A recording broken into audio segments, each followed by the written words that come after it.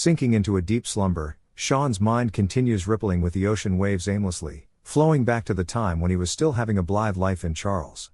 The air filled with the refreshing fragrance of lush greenery as the breeze brushes across the leaves, flickering them on the way. Sean has his body curled up, his pitch black hair draped across his forehead, moving with the wind. He was wearing the military uniform, and the circling symbol on his epaulette shows that he's an apprentice from the Central Science Academy. This place is the Central Square, where a sky-high monument stood in the center, covered in thousands of carved names. Maglev cars come and go surrounding the square, and the LED board of the stores nearby flashing their advertisements relentlessly like passing shadows. A person crept up to him silently. It was a teenage boy in his 15 to 16, with a mild curled blonde hair and a pair of emerald green eyes, his lips pursed in a mischievous manner, like a beautiful porcelain doll arrayed behind the glass window where no one could tear their eyes off. "Sean, you're lazing off here again. I've heard it, you gotta be in the month-end test again. If this continues, you'll never get yourself into the core of the Central Science Academy. And never get too exposed to those high-levels terminals. You can only be a second lieutenant for the rest of your life. The core system of Central Science Academy is a high-end system that operates the whole Charles underground city and all classified researches, and the people who control this system are called the Connector, and they possess lofty status in Charles. This is also the primary objective of every apprentice from Central Science Academy. I've never thought of entering the core of Central Science Academy. I wish to go out." Casey's shoulder went rigid. His eyes smiling into the shape of a curved moon turned solemn all of a sudden, his voice lowered while his grip on Sean continues to tighten. "What the heck are you talking about? Leave Charles? Do you not know what the world looks like out there? Those zombies could tear you apart like a piece of bread and gobble you up into their stomach." Sean sighed and raised his head, gazing up at the blue sky, eyes staring into the further distance. "Casey, do you know what's above us?" "The sky," Casey snorted. "I just wish to see the real sky." "Casey, aren't you curious? What does the air out there smell like? What does it feel like when the wind comes brushing across our face? And there's no and. Why do you think tech soldiers like us are trying all that we can to become A-ranked cadets? It's because we don't want to leave Charles. Nor to go outside. Do you know that a research unit that left Charles a month ago was attacked by the Tides organization on their way to the research base, and their aircraft crashed from the infiltration of the Interruptor? The special force unit that went to investigate only managed to bring back their bloodstained bones, and they had to undergo the DNA test to determine the owner of each bone. Do you want to turn yourself into a pile of bones as well? Do you have a death wish of becoming the gourmet for zombies? Do you seriously think that people will remember you after you got your name carved on this giant monument?" Casey's emotions were building up inside, his eyes went bloodshot. Okay. I'll get a B for next month's test, alright?" As expected, Casey went frenzied. "Sean. You did it again. You think I didn't know you were trying to change the subject? You just don't take those exams seriously. Otherwise, you would have gotten an A easily. You're just using this as an excuse to go outside. Believe it or not, Sean, I'm gonna lock you in the laboratory and watch over you by myself every day." His fringe draped across his forehead as he yelled at Sean. "Alright, I'll be heading off to the library to study now, and you can come along to be my overseer. Sounds good to you?" Sean hooked Casey's chin in a feigned frivolous manner. Casey turned away grumpily. He is, indeed, a rare fine bizounen in the research field. Countless female officers from the military and researchers are head over heels to him, but Sean was the only one to act around him like close friends and teasing him once in a while. "You're the only one who dares to treat me this way." Casey gripped onto Sean's wrist and began dragging him out the central square. Once they left the soundproof zone, the noise of maglev cars zooming above their heads made Sean frown. The sound of advertisements repeating their catch lines continuously, the 360 degrees presentation of the latest fashion garments and delicately made desserts arrayed in the cabinet, all seemed serene yet extravagant, as though the savage world outside of Charles ceased to exist. It is now Charles calendar, CC 224. Mankind has detached from the era of paper and advanced into the age of bioinformatics. All information and data will flow into the human brain naturally once the brain is connected to the library mainframe. However, to what extent a person could memorize and understand the data provided are no longer within the control of the computer. The library that Sean and Casey entered is the Science Academy Library, whereby only the Academy's students can access for study or reading purposes. There are millions of talents in various fields, but only less than 100 of them have the opportunity to become the connector, and the person sitting beside Sean with a frown, Casey, is one of them. All eyes turned to him the moment Casey entered the library. He is the best researcher within decades in Charles. At the young age of 16, He already holds a PhD for genetics, maths and virology and has been conducting researches on viruses for the military since then. Look. It's Major Casey. He looks awfully young. Of course. He's only 16. I've heard that he had just came up with another outstanding theory on X virus and the military are having plans to promote him to a lieutenant colonel and will be assigning him to work on an isolated research project. Casey was unfazed by the compliments and enviousness showered upon him. In his opinion, making Sean from a B cadet to an A ranked is more challenging than researching the viruses. Unfortunately, before Sean could access the database, an announcement was heard. Attention to all cadets. Attention to all cadets. The following cadets please proceed to meeting room 145. Everyone was paying full attention, and when Sean's name was announced, Casey went pale all of a sudden. Sorry Casey, it seems that I can't study today. I have to head over to meeting room 145. Casey caught his hand before Sean leave and said in a low voice, haven't you noticed? All the names that were announced, none of them is an A-ranked cadet. So, I'm afraid I can't make it until next month's test. I'll be going off on a mission already, Sean said with a smile. He knows the path before him would be wide yet vicious at the same time. Do you think I didn't know what those weasels are thinking? They are treating B-ranked cadets as cannon fodders. I'll go talk to Lieutenant General Ervil now. There was a shudder in Casey's voice, and before he turns away to leave, Sean caught hold of him. Don't, Casey. After this first mission, I promise I'll pass the A-rank exam when I get back and be off your service in the lab. But, at least, just once, let me leave this place and have a good look at the outside world, just once. Sean was resolute in his choice. He understands that the freedom he gets from the outside world comes with an equal degree of danger, but he would never be able to let go if he had not seen it once before. If he were to stay in the enclosed world for his whole life, his desire towards the outside world will only increase day after day. He needs the reality to crush all his fantasies and only then he could become a well-behaved researcher. Be back safe. Casey knows him too well. He could stop him once, but not twice or thrice. I will. Or else, no matter where you are or what you've become, I'll rush over to look for you at any cost. This is Casey, with a face of an angle and a stubbornness of a devil. Shen Bing was standing before the bed, looking at the slumbering Sean with a deep frown. The latter laid there with a contented smile on his face, as though he was not trapped in his own mind but only engrossed in a blissful dream. The secretarial officer came to Shen Bing's side and gave a light cough. Colonel, all data has been transferred to Charles. We have discovered the reason for the constant attacks on our research aircrafts from the tides, thanks to Sean for retaining the interrupter's data flawlessly. Are you implying that this rookie has done a crucial job for all of us but I'm being a heartless human for not saving him? Shen Bing gave the secretarial officer a mirthless smile as the latter took a small step back with a gulp when he felt the oppressing gaze from his superior. Colonel, I was just reminding you that Charles will be receiving the report about this mission very soon. The constant plane crashes that happened recently have led Charles into a state of scarcity of research talents. Before long, they will have their attention on Sean. Shen Bing breathed out a sigh, his eyes lowered. I'm afraid I won't be able to withdraw myself entirely if I were to enter someone's mind again. At the same moment, his communication device went buzzing. Colonel Heine Burton and his unit have arrived at the base. Shen Bing went rigid for a second before replying immediately, I'll go meet him. Within the parlor, a cold and stern-looking man sat on the sofa with his legs crossed, wiping his long blade with care. A pair of icy blue eyes as deep as the abyss was reflected from the metal blade, the tip of his hair swaying slightly with his movement, creating a form of ripple within the air. His fingers are slender, moving with elegance, his half-lowered eyes and flawless nose bridge cast a shadow upon his profile. Despite the silence, a sense of oppression continues to swirl around him.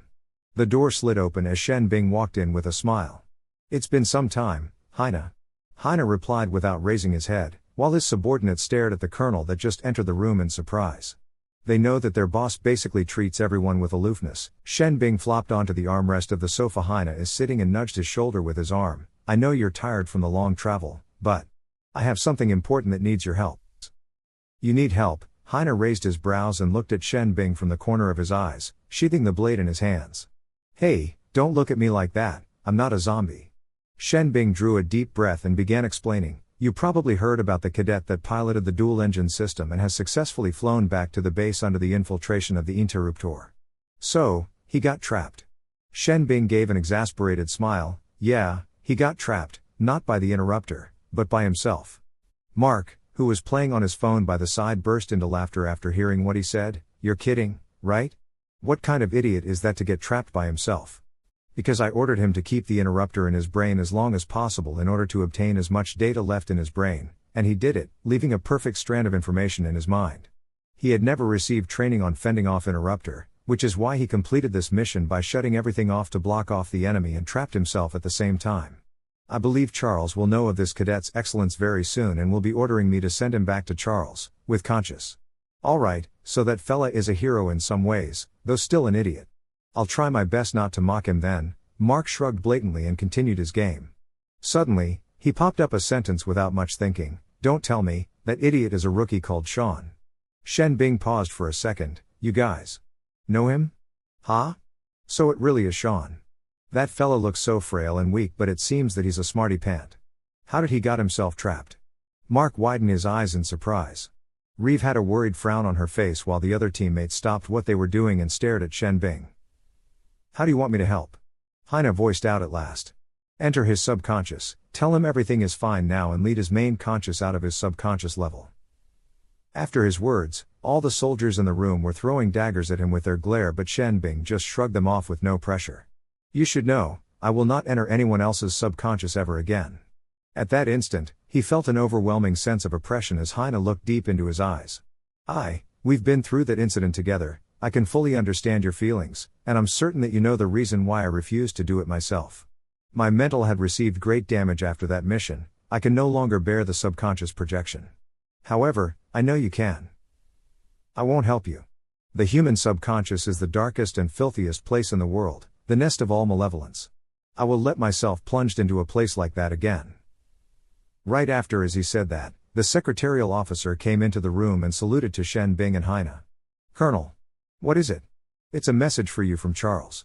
The secretarial officer gave a light tap and a holographic screen appeared before Shen Bing. As figured, they want me to wake Sean up. Shen Bing smiled with a frown. This is inevitable. It takes too long to escort Sean back to Charles for conscious recovery. His mind would have been too messed up and the once constructed data structure collapse, and that will highly affect his brain power and speed and terminal connection in future, the secretarial officer replied. Shen Bing closed his eyes for a moment, and stood up in resolution. Activate the terminal, I'll connect to his brain. Roger. Mark whistled. Boss, that fella survived from zombies and the Tide's killers, but ended up killing himself because of his own idiocy. Mark, Reeve glowered. Mark laughed out loud and gave Reeve a sudden smack on her back. Say, Reeve, you're not into that little fella now, are ya? Reeve rolled her eyes at Mark and slapped away his hand. She walked towards Heine and pleaded earnestly, Colonel. Sean has been on missions with us, and he had saved my life, he's our comrade, I hope you could help him. And Colonel Shen Bing is a friend of Colonel's as well, and he's been through a mental trauma. If he were to enter Sean's subconscious, it'll be quite risky. Heine remained silent. Shen Bing sat in front of the terminal and took a deep breath, his eyes closed. His fingers clutched onto the chair until his knuckles turned white. Only then the secretarial officer knows that Shen Bing is terrified. Colonel. If you. Shen Bing gave him a wry smile. Are you going to do it instead? The secretarial officer lowered his head. I'm sorry, Colonel. You and Colonel Burton were the only ones that successfully retreated from that mission. I've never thought that mission had brought such great harm to both of you. You've always looked up to me, but I have to tell you, I'm no one special. Just a cowardly and ordinary man. With that said, Shen Bing raised the terminal helmet above his head, but a hand stopped him. I'll do it. The voice sounded cold and emotionless, but it set one's mind at ease. Heine. Shen Bing eyes widened. Heine pulled him off the seat and placed the helm on his head without hesitance. Heine. Shen Bing clutched his hand. Thank you, and be careful. What's the processing speed his brain? Heine asked as the researchers modulate the system. 3 trillion megahertz. Heine's eyes met Shen Bing's and his lips upturned into a callous smile. Faster than you? Yes. So if you faced any situation out of your control, retreat immediately, don't linger. The faster the brain processing speed a person has shown that the more complicated his or her mind is, and is capable of constructing deeper mental levels, thus making an even more dangerous task to infiltrate the brain. Neurons calibrated. Subconscious connected. In an instant, Heine's vision was traveling through a passageway and into a black hole. Just as he tried to control his mind flow to regain his direction, a sudden bright light appeared before him, and he then cascaded through the brightness and into a sea of blueness. He remained vigilant, only to notice that the pool of liquid he submerged in was warm and enveloped him gently. The water current caressed his hair, across his ears like a harmless embrace. Heine frowned and decided to dive deeper. Oddly, his surrounding did not turn dark as he dived deeper. Instead, a tint of light shimmered through the water. The current was strangely calm and serene. In the next second, Heine's face plunged through the barrier of water when he reached the sea bottom, only to see a vast grassland presented before him. All principles of nature no longer exist in the inner world of Sean. Heine left the sea of water without effort. His body became as light as feather. The moment his feet touches the grass, Heine questioned in puzzlement, "Are you sure you've sent me into his subconscious?"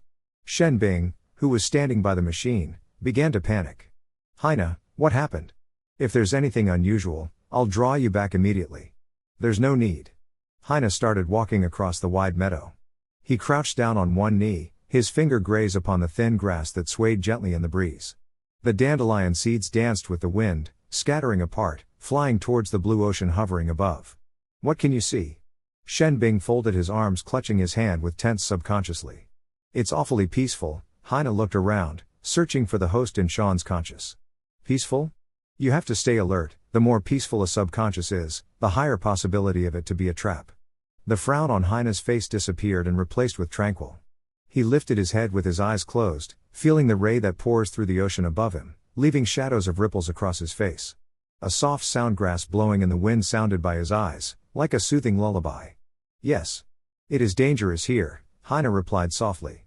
"This place is dangerously soothing and tranquil, a peaceful place that could make one be submerged in it willingly. Nothing's wrong."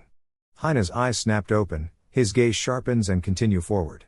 At last, he saw a lone, gigantic tree, blossoming in the middle of the vast grassland, with vines entangling across its branches, forming a bridge between the meadow and the ocean above. "And Sean is lying within the tree hollow."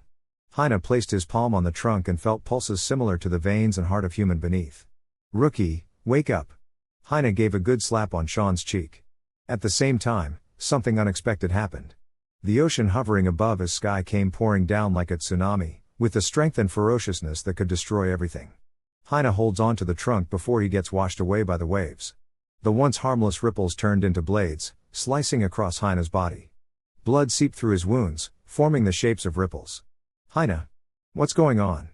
Do you need me to cut you off?" "Heine." Teeth gritted, Heine closed his eyes, tried to focus. Gradually, his body went transparent and blended into the waves. Just as the ocean was calming down, there was a snap at the trunk as a tide crashed onto it, tearing it in half layer by layer. Heine's body appeared once again. He dashed towards the tree and pulled Sean out. Before the waves rise again, Heine banged his forehead hard on Sean's. Sean let out a low moan from the immense pain and finally opened his eyes. And the moment his eyes opened, his gaze met the blue abyss of Heine's. The cloudiness from his slumber still remained in his eyes. Heine glowered at Sean and mouthed to him, "Stop all of these." "Heine? Burton? Why is he here?" Sean stared at him blankly. The tumbling waves eventually quiet down, and the water flows back into the sky as though it was drawn back by an invisible force. Heine pressed onto Sean's shoulders as both of them plopped onto the grass. The smell of moist and freshness lingers in the air. "Where am I?" Sean was befuddled. At the time, the ocean hovering above went raving for a moment when his mind wavered at the touch.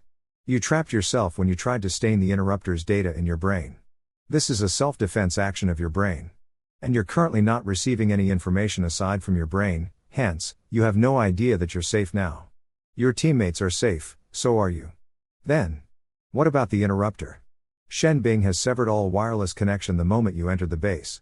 The interrupter's infiltration to your brain halted then. Heine spoke with a toneless voice, as though he is stating a fact that he has no concern for. He let go of Sean and stood up briskly before dragging the ladder up. "So how do we get out of here?" "Not we, just you. But I don't know how."